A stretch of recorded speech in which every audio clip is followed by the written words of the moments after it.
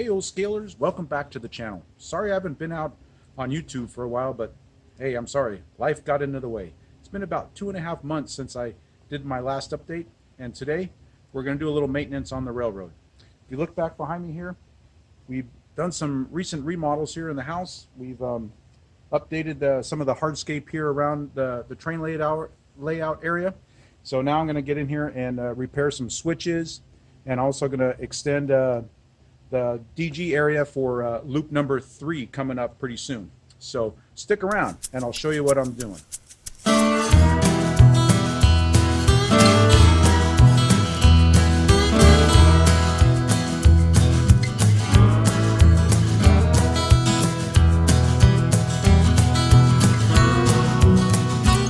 All right, back out here on the layout here. I'm going to show you a little bit of what we're going to be doing today on the track maintenance.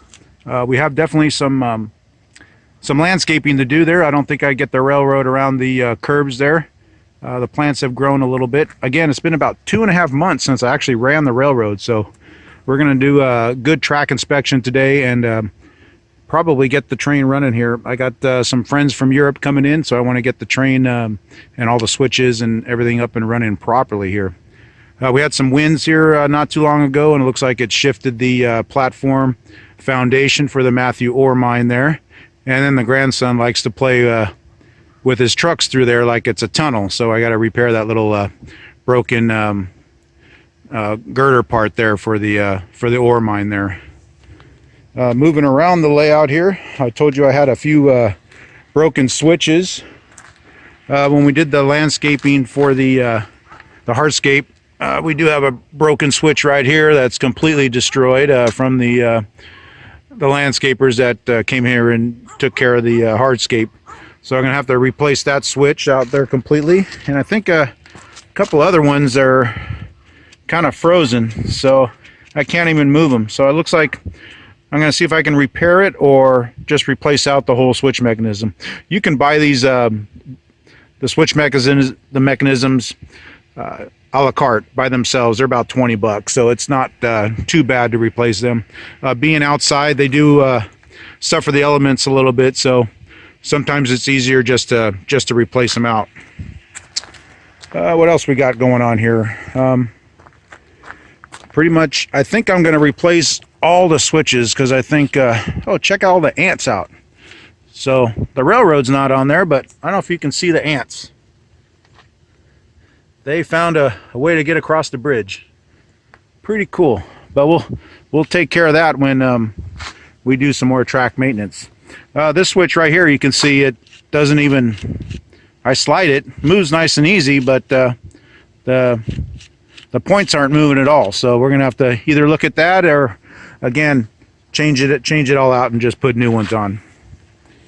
So that's about it. And gonna come back over here.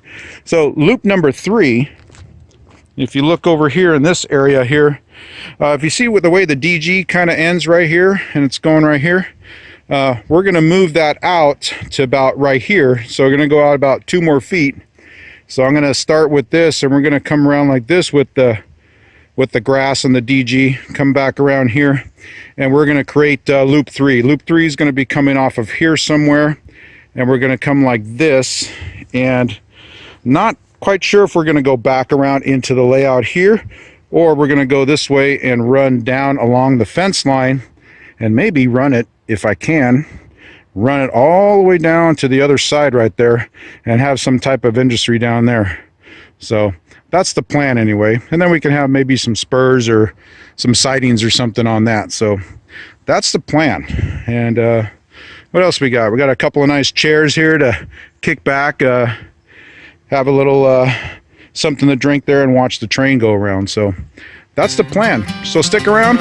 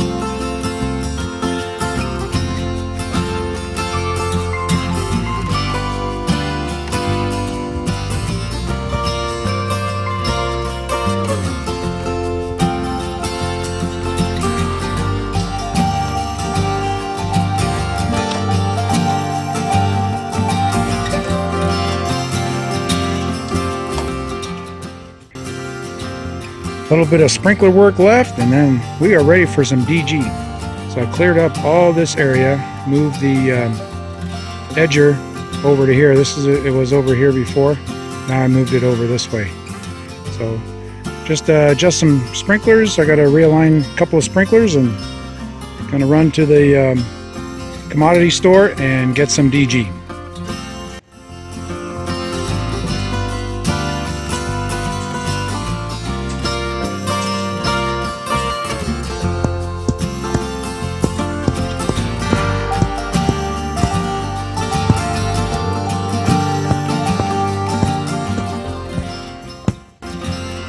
Okay, so we're almost done with the Loop 3 extension. Got the DG. It's not really the same color, so I think I'm going to go back to the commodity store that I bought the original DG and see if I can pick up a couple wheelbarrows of that and spread it on top of here. But overall, looks pretty good. So now we're going to move over to some switches. Okay, replacing the switch is pretty easy. I just got 2 screws here holding the switch down. And then we have the 3 wires right here. We're just going to loosen the 3 wires. Remember what color they come in. I got green, orange, and yellow. So just real simple here. Just back these off.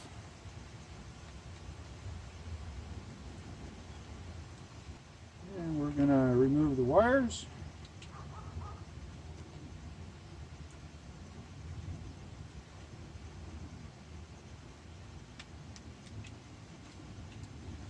And since it's not even connected here, it's just basically going to pull right apart. Alright, so here's the new switch. So we're going to use the same screws that were on this one with this switch right here. So, and what I got to do is just break it apart and hook it up to the pins, and we'll be ready to go. Reattaching the screws.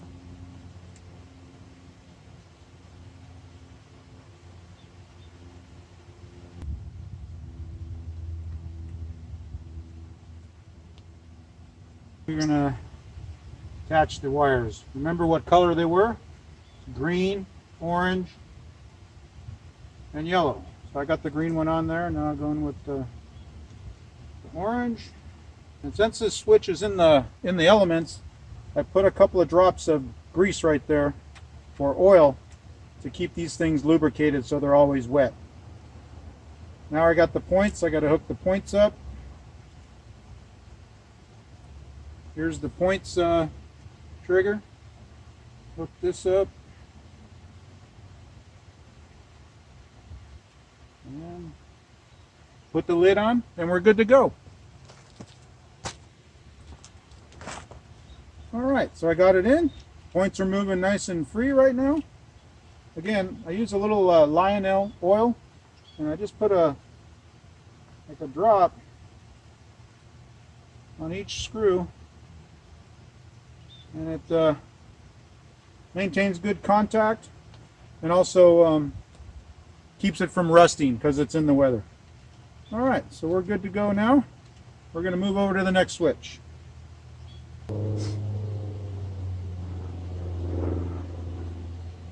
Alright. I always put it in the center when I'm going to put the top back on. So, ready for the top to go back on. Now the switch points move nice and easy. Hook up my wires, and again, good to go. Replaced two electronic switches, and the other 2 I actually cleaned. So I took off the top here, and then cleaned out the slide mechanism there, and this one's working just fine now. And same with the other one. So we're ready to go. I'm gonna do a little yard work around here. I'll show you what I did here. Some more yard work that needs to be done over here on the right of way. Get that all cleaned up. Clean the track, and we're ready to start running some railroad.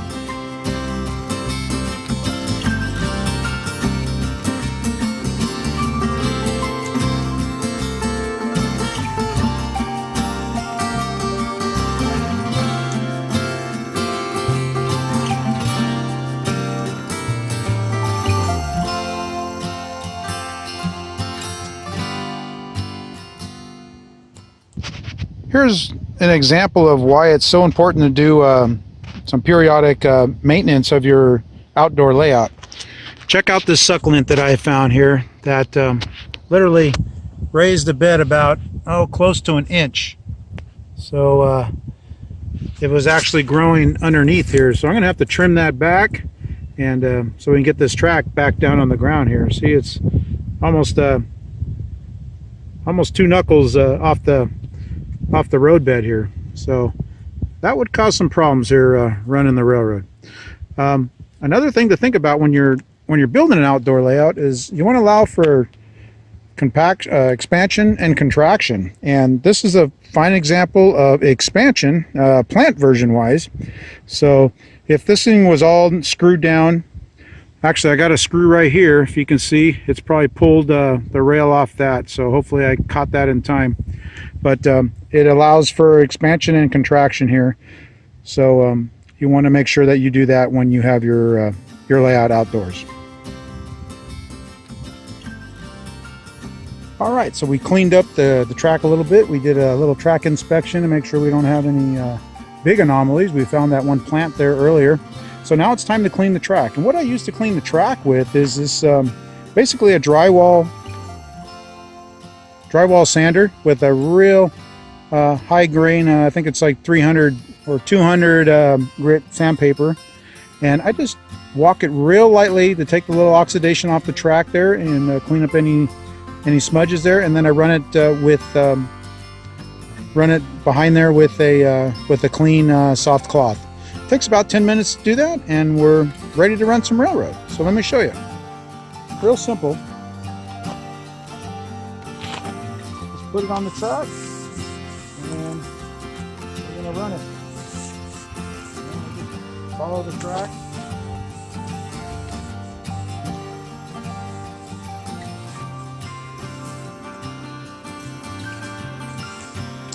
Now that we're done cleaning the track, it's a good thing to just run it by with a clean cloth.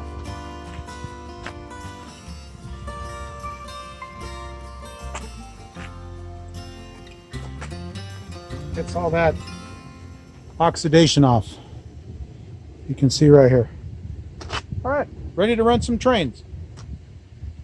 National 5383 here. Are we clear? Go over. 5383, you are all clear. Over. Roger, 5383 is cleared outbound.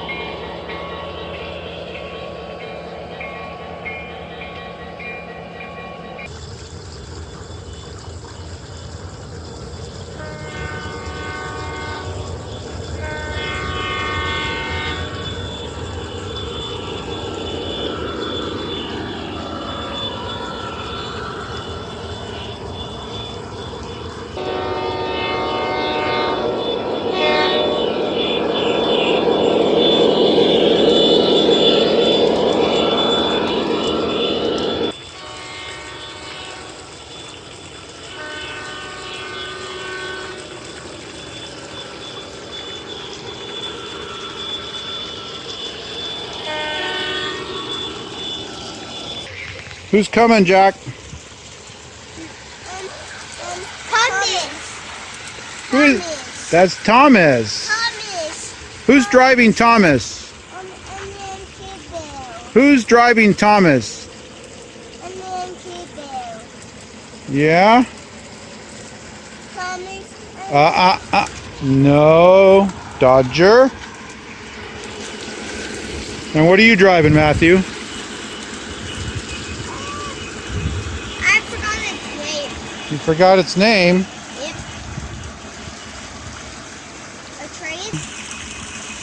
That's Canadian National. It doesn't have a name, it just has a number. 5383. That's his name.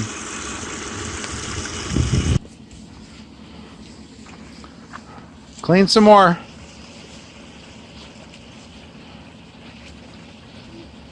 That's all right. Let's clean some more track. Oh, here comes Thomas. Here comes Thomas. Let's see if you got the track clean enough. Oh, look at that, Jack.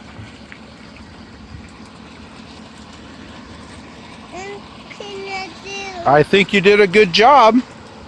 Thomas runs right through, no problem. 5383.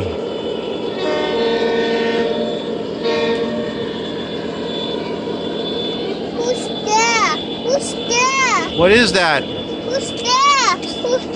That's a tanker, remember? Who's there? And who's there? What car is that? Caboose. That's a Who's caboose, there? right. Who's You know what that is. there? Tickle. A tanker, right. Uh-oh. Now we're going down the wrong track. What happened? Huh. Who's there? That's There. 5383. Who's there? That's a bridge. Bridge and a tunnel. Who's